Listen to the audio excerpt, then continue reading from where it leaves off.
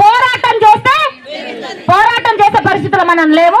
రానున్న రోజుల్లో పోరాటం చేసి కింద కూర్చుని పై లేవలేని పరిస్థితులు మనకు వస్తున్నాం. ఇప్పుడు ప్రభుత్వానికి భయం ఉంటుంది కానీ మనకు మనం భయం లేకోకుండా ఉంటున్నాం. దయచేసి మీకు అన్ని ఏర్పాట్లు కలిగిస్తాం, గట్టి పోరాటం చేద్దాం, మెమోరాండం ఇద్దాము, అట్లాంటి ప్రయత్నం చేద్దాం. అసెంబ్లీ ఇది లాస్ట్. తర్వాత కవితక్క ఏమైంది? కవిత ఎప్పుడు ధర్నా బిల్తుంది, వెనక గుయ్య తగులుతుంది గ్రూపులలో. కానీ ఒక్క రూపాయి పెరగపాయని అనుకుంటారు. పెంచేది నేనా అక్క? పెంచేది నేనా? ఎవరు పెంచాలి? గవర్నమెంట్ పెంచాలంటే మన గొంతు అక్కడ వినబడాలి. పోరాటం చేసేది సిఐటి సంఘం, ప్రభుత్వం వేతనాలు పెంచాలి. సమ్మెకాలపు ఉద్యమాలు ఉంటాయి, డాన్సులు ఉంటాయి, అన్ని ఉంటాయి. ఇప్పుడు రిటైర్ అయిన వాళ్ళు చాలా మంది వచ్చారు, వైద్య లాంటి వాళ్ళతోనే బతుకమ్మలు ఆడిపిస్తారు. పిఎంసీ అంటే తెలుసా మీ అందరికి? ఏ సెక్టర్ అది? ఏ సెంటర్ అది? ఆ ఊర్లో పిఎంసీ పెట్టారు. పిఎంసీ పెట్టిన తర్వాత ఏం చేస్తారంటే, అది పిఎంసీ ఒక సెంటర్ అంటే ఏంటనంటే, మీకేమో గిన్నెలు ఉండవు, మీకు మంచినీళ్ళు ఉండవు, మీకు పెయింట్ ఉండదు, మీకు Telangana teachers and helpers union Rangareddy జిల్లా సిఐటియు కార్యదర్శిని. ఈరోజు రంగారెడ్డి జిల్లా కలెక్టర్ ఆఫీస్ దగ్గర ఈరోజు రేపు 17, 18 తేదీలలో వంట వార్పు కార్యక్రమాన్ని రాష్ట్ర కమిటీ పిలుపులో భాగంగా ఈరోజు రంగారెడ్డి జిల్లా కాడ మేము కలెక్టర్ ఆఫీస్ కాడ వచ్చి ఉన్నాము. అంగన్వాడీ రంగంలో దాదాపుగా 40 సంవత్సరాలు పనిచేస్తున్న అంగన్వాడీలకు గత ప్రభుత్వం కానీ ఈ ప్రభుత్వంలో కనీసం ₹1 కూడా వేతనాలు పెరగలేదు. ప్రధానమైన డిమాండ్లు అంగన్వాడీలను పర్మనెంట్ చేయాలి, పిఎఫ్, ఈఎస్ఐ, రిటైర్మెంటు, వీళ్ళ కనీస వేతనం ఇంప్లిమెంట్ చేయాలని డిమాండ్లతో పాటు ఈ మధ్యకాలంలో ఈ government, Congress government, BRS government వచ్చిన తర్వాత పని భారం అత్యధికంగా పెరిగిపోయింది. ఐసీడీఎస్తో సంబంధం లేని పనులని అంగన్వాడీలతో పనిచేయిస్తున్న పరిస్థితి ఉంది.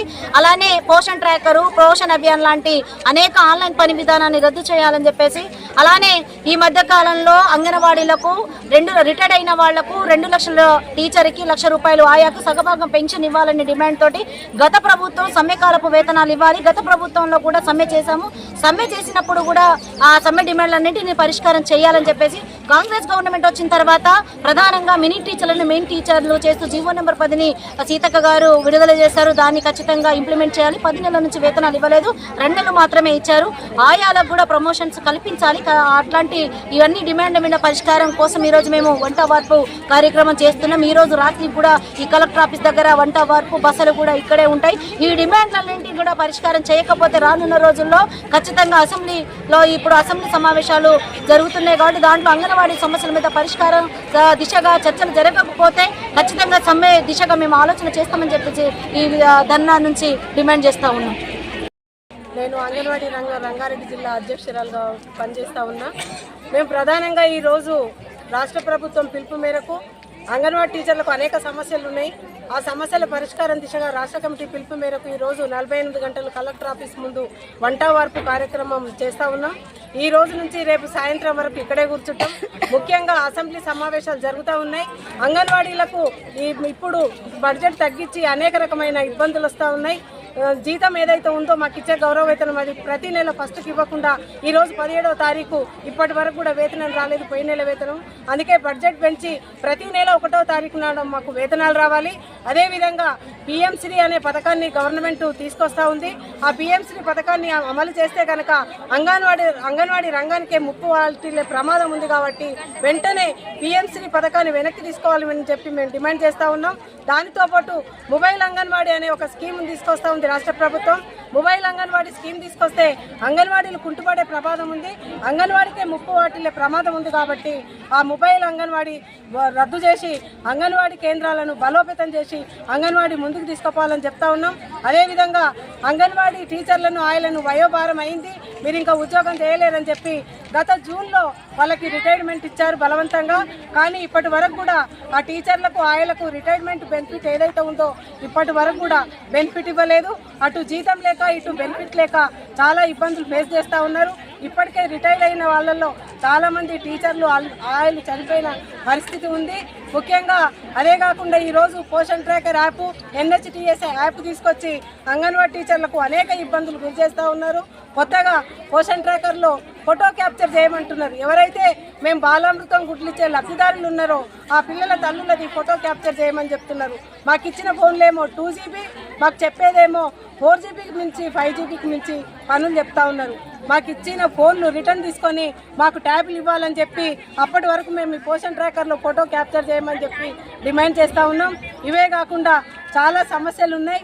ఆ సమస్యల పరిష్కారం దిశగా ప్రభుత్వం అడుగులేస్తే గనక సరిపోయింది. లేకపోతే రానున్న రోజుల్లో CITU యూనియన్ బలంతో మేము అంగన్వాడీ టీచర్ల మాయలము 48 గంటలు కాదు 48 రోజులైన రోడ్డెక్కి గతంలో చంద్రబాబు నాయుడికి ఏ విధమైన పరిస్థితి పట్టించినామో ఇప్పుడున్న కాంగ్రెస్ ప్రభుత్వానికి కూడా అదే పరిస్థితి పట్టించడానికి సిద్ధంగా ఉన్నామని చెప్పి నేను ఈ ధర్నా సందర్భంగా గవర్నమెంట్ని డిమాండ్ చేస్తా ఉన్నాను.